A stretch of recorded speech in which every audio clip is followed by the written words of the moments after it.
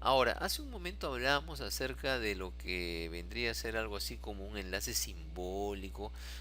Hablábamos de los enlaces físicos, enlaces simbólicos, que no son otra cosa que atajos, ¿no? Entonces justamente acá me están tocando este tema, ¿no? Estamos viendo qué cosa es un enlace físico, ¿no? Y qué cosa es un enlace simbólico. Realmente, sea un enlace físico o sea un enlace simbólico, no son otra cosa que distintas maneras de definir accesos directos. Esa vendría a ser un poco la manera de poder entender el concepto. O sea, si yo hago el paralelo con Windows, entonces en Windows yo tengo el concepto de acceso directo, ¿verdad? Y un acceso directo viene a ser un archivo que me permite acceder a otro archivo que de repente está pues ahí en está dentro de la estructura de directorios de Windows, ¿no? Está bien metido ahí, ¿no? Entonces, pero yo lo ejecuto a cada momento, ¿no? Entonces le creo un acceso directo y lo pongo en el escritorio, por ejemplo, ¿no?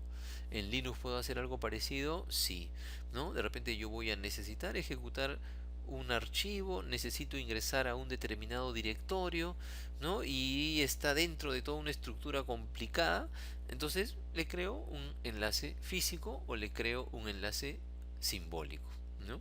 Son dos alternativa, pero la idea es la misma, ¿no? O sea, es un acceso directo, ¿no? Es una manera de poder ganar acceso a un archivo o a un directorio. ¿Bien?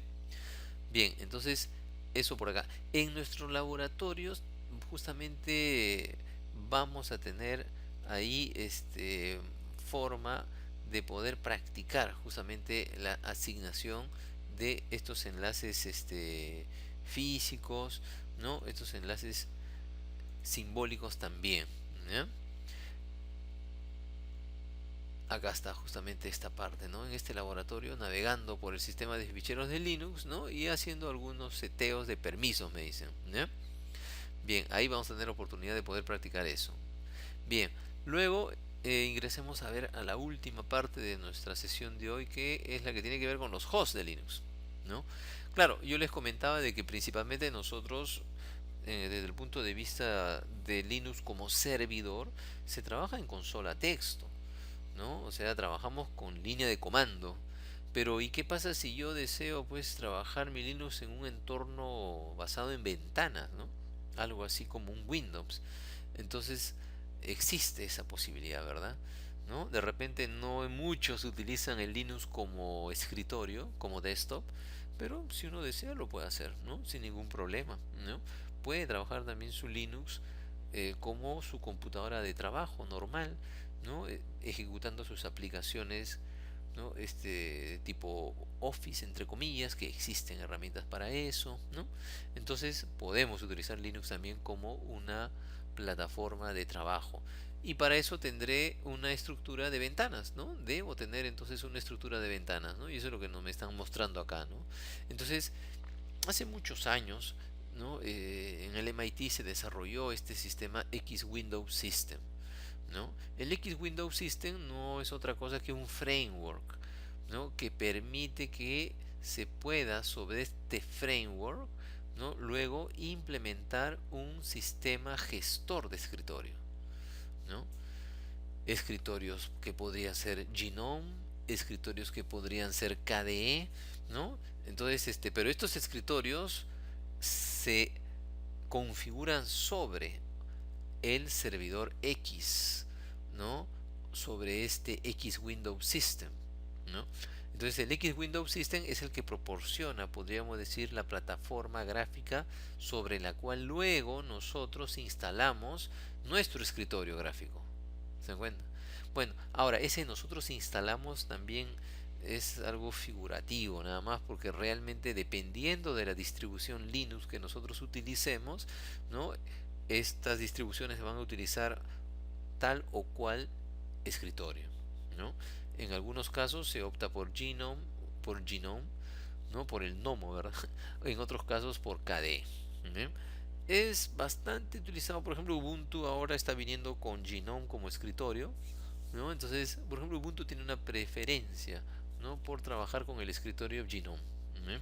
Habrán otros Linux que trabajan con KDE. Ya eso es cuestión ya de gustos, ¿no? De cada quien.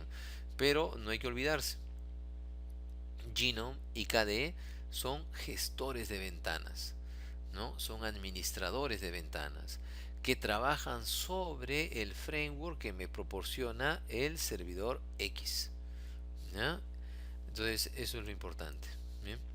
Ahora, aquí por ejemplo me están mostrando un GUI, ¿no? Una interfase gráfica de usuario, y esta vendría a ser la interfase gráfica de Linux, así como tenemos en Windows nuestra interfase gráfica de Windows, ¿no? El aspecto que tiene el escritorio. Bueno, acá ocurre algo parecido, ¿no? Tenemos un selector, en este caso fíjense que está hablándose de Ubuntu, ¿no? Tenemos un selector donde justamente se va, este es el equivalente a la barra de tareas, ¿no?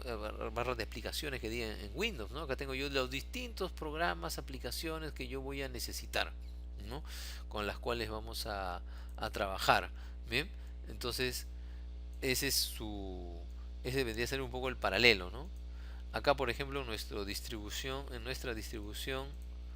de nuestro Linux que estamos usando, vean, si yo me vengo para acá, Applications, justamente sale, ¿no? La lista de todos los programas. Este viene a ser mi selector, ¿no?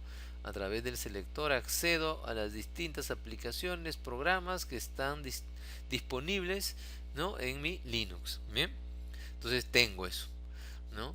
Luego tengo también acá un quick list, ¿no? Es decir, mis aplicaciones más utilizadas, ¿no? Y eso, por ejemplo, lo podemos ver acá, ¿no? Si se trata de ver las aplicaciones más utilizadas, acá abajo, vean, si hago clic acá, me va a mostrar mi sistema de ficheros, ¿no? Vean ustedes, me permite hacer el cambio, ¿no?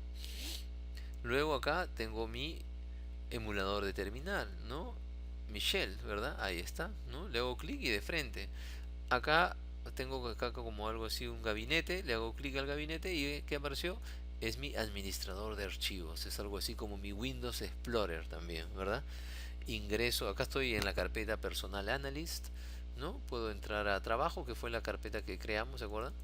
¿No? Le hago clic y ya me aparecen mis directorios folder 1, folder 2, ¿no? Hago clic ahí y los archivos que hemos creado, ¿no? Prueba, ¿no? Entonces este es mi file manager, ¿verdad? También tengo mi navegador, ¿no? Mi navegador también, mi navegador web basado en Mozilla en este caso, ¿no? Mi herramienta para buscar archivos, ¿se dan cuenta? Entonces esto es muy parecido, ¿no? A lo que vendría a ser entonces nuestros nuestro quick list acá en relación a este Ubuntu Unity, ¿no? Bien, entonces es también cuestión de irse familiarizando con las distintas opciones que me presentan. No necesariamente la distribución que vemos acá se va a mantener en todos los escritorios de las distribuciones Linux. No es así. Puede variar, ¿no? Puede variar. Bien, y otro punto importante también. ¿Qué pasa si yo, claro, hemos dicho de que en el caso de Kali Linux y así, otros Linux vienen ya con una serie de programas preinstalados, ¿no? Pero ¿qué ocurre si yo quiero instalarle un programa X? ¿No? Yo quiero instalar un programa adicional. ¿Cómo hacemos eso? ¿No?